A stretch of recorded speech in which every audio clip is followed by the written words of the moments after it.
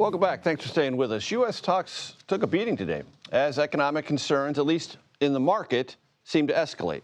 This comes after President Trump declined to rule out the possibility that a recession might happen in the not-too-distant future. Didn't say it would, but didn't rule it out. CBS News MoneyWatch correspondent Kelly O'Grady joins me now from New York. Kelly, it's always good to have you with us. So the Dow down 2%, the NASDAQ tech-heavy NASDAQ down 4%, S&P broader economy down 2.7%. High volatility. There was an attempt late in the session to claw back some gains, but it never really materialized. A tough day. It really was, Major. And by the way, this is a day that follows a week last week of roller coaster activity. You and I talked about it at length. And really, this is all about uncertainty. What sectors are going to have tariffs on them? What countries are going to have tariffs on them? How are businesses and consumers going to react to that?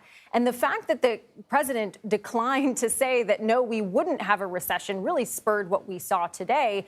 And, you know, you look at some of the indicators, consumer confidence is down, investor sentiment is down, and that really is why you saw such a big sell-off, because we don't know what is going to happen here, what businesses are going to do, and how consumers are going to react. And how businesses that had investment plans, had M&A plans, merger and acquisition plans, are they all on hold? And if things are on hold, what does that mean? That's right. I think especially the banking sector, you really saw take a hit today because there was such a hope following the election that there was going to be this boom in economic activity and M&A activity. And really this question of a recession, which we had a graphic up a second ago, and I'll kind of run you through. I want to say we are not in a recession yet, though admittedly you never know you're in a recession until you've already been in a recession.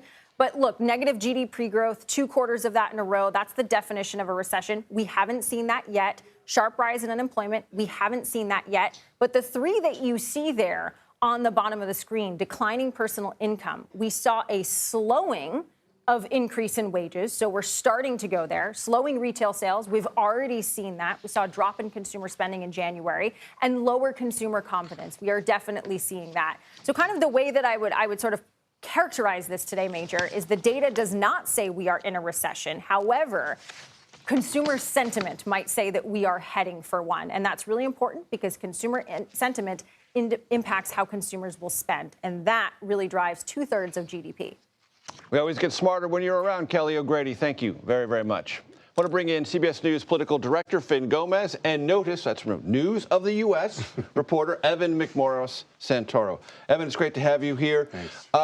You guys have done a lot of really interesting and important reporting on Elon Musk, Department of Government Efficiency, lawmakers being surprised about things that are being done there, layoffs.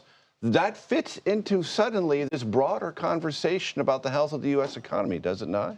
That's exactly right. I mean, one of the things that Trump really pulled off when he won this last election was to capture that working class vote. These are the folks who are going to be sort of on the line here, that if the economy does take a tank, if we do see unemployment go up, they're the ones who are going to be the most affected.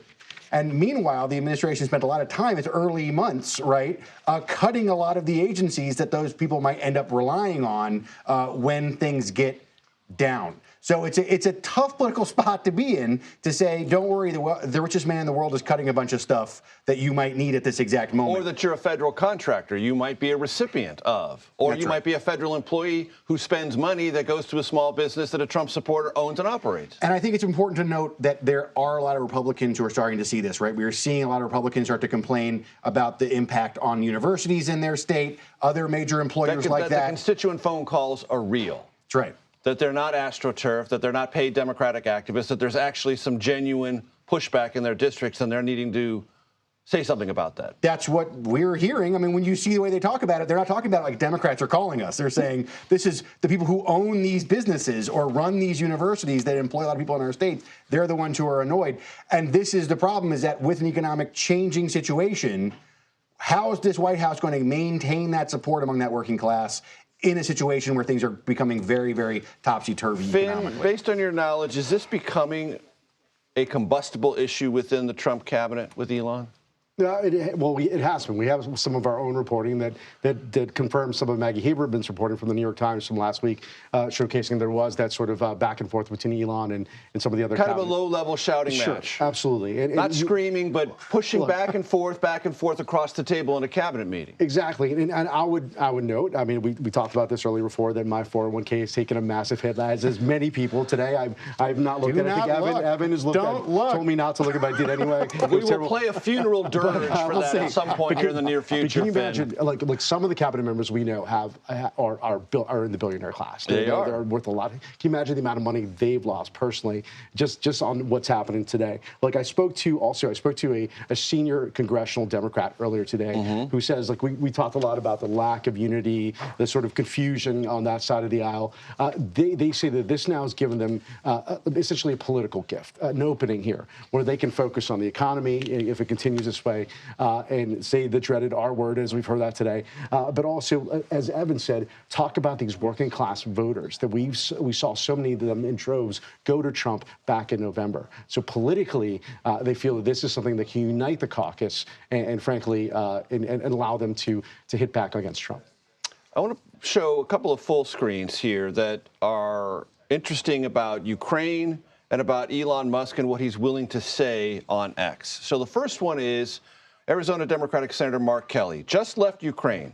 What I saw proved to me we can't give up on the Ukrainian people.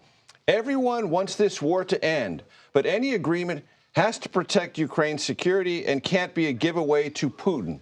Kind of an anodyne, ordinary statement. Elon Musk responds, at Senator Mark Kelly, you are a traitor.